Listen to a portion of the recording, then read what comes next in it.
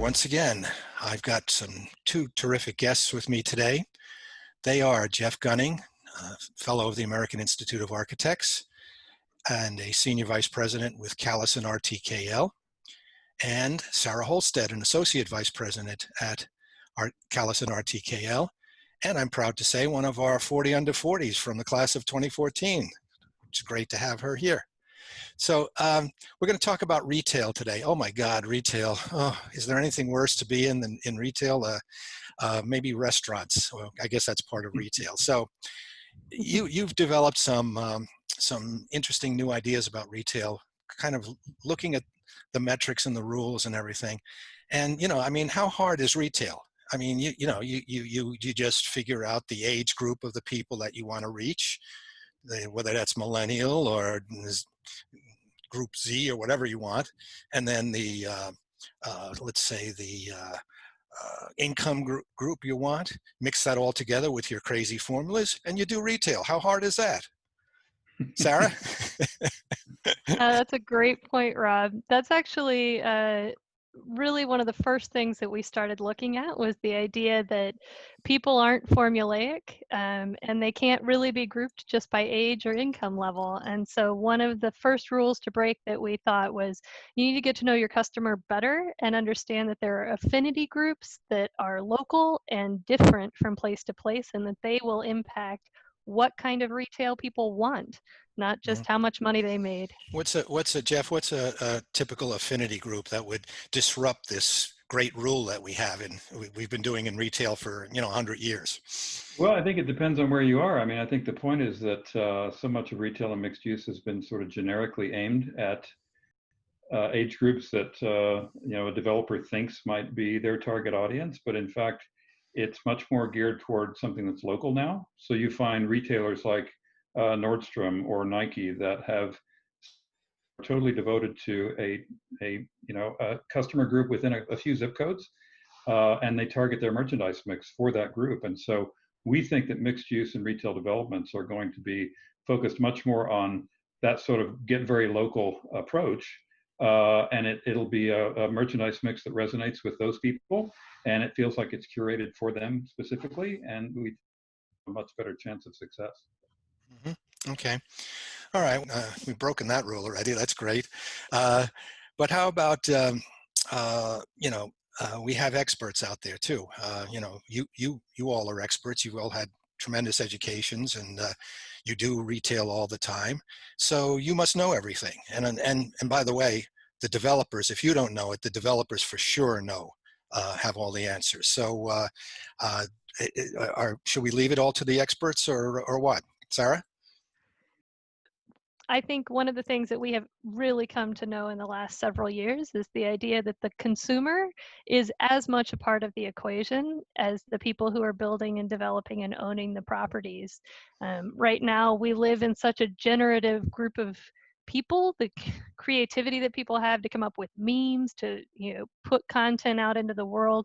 They want to have as much of a thumbprint in the development, and that is something that on the design side and the development side, we're really getting into creating space for that to happen intentionally. Mm-hmm. Okay. Any specific ways that you're doing that, Jeff? I mean, in retail, as you're looking to start new projects or rework retail that you've already installed?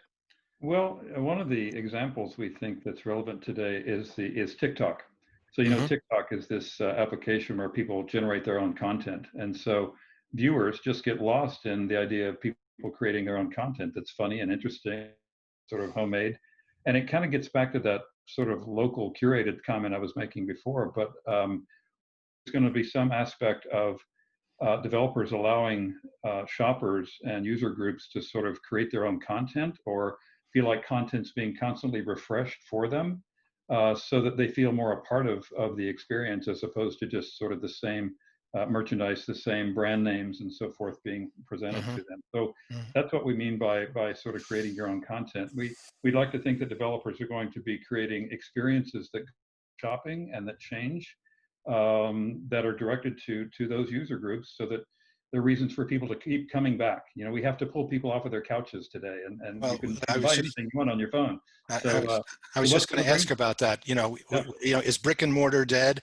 I mean, we've been asking that, and particularly in the midst of this pandemic, are people going to stores? I went to Home Depot yesterday for the first time in a long time. Do we need brick and mortar when we have Amazon and Wayfair? Sarah, what do you think? Yeah, go ahead, sir. Oh, I think, it's interesting which stores have really become the places that everybody goes. The home improvement stores, as everybody's spending more and more time in their home environments and knowing Mhm. what they want to change, have certainly fared well. But we're seeing that the idea of being able to have somewhere to commune is still a want. It's still a need. It looks different for sure, but there's still interest in new places to visit and places to ostensibly just be a community together. And so the retailers are still there, and we don't see brick and mortar going away, just Okay. adapting. Jeff, any examples of retailers who have kind of gotten that idea that there's an experiential aspect that draws shoppers and consumers into the store and keeps them coming back even in the midst of this mess that we're in? Well, the stores that will emerge victorious through all this are the ones that are best. We're already getting into that and understanding that the online customer is as important as the bricks and mortar customer. So REI is a great example. Nordstrom has done a great job of that. But what Sarah was saying is that people need to get out of their house. They need to get off their couch. And so how can we create a place with multi-tenant retail in a communal environment where people come and experience sort of a higher level of sort of a showcase for that brand, which stores have always been, but now for stores that are both online and bricks and mortar, the showcase side of it needs to be something that's featured where a customer feels like they don't get the full experience of REI online. They need to also go in the store once in a while to sort of fulfill that need and to get the full experience. Yeah. So that's where we think it's heading. Is it kind of an entertainment kind of component to it, Sarah? I mean, and not going to a movie, but feeling experiential.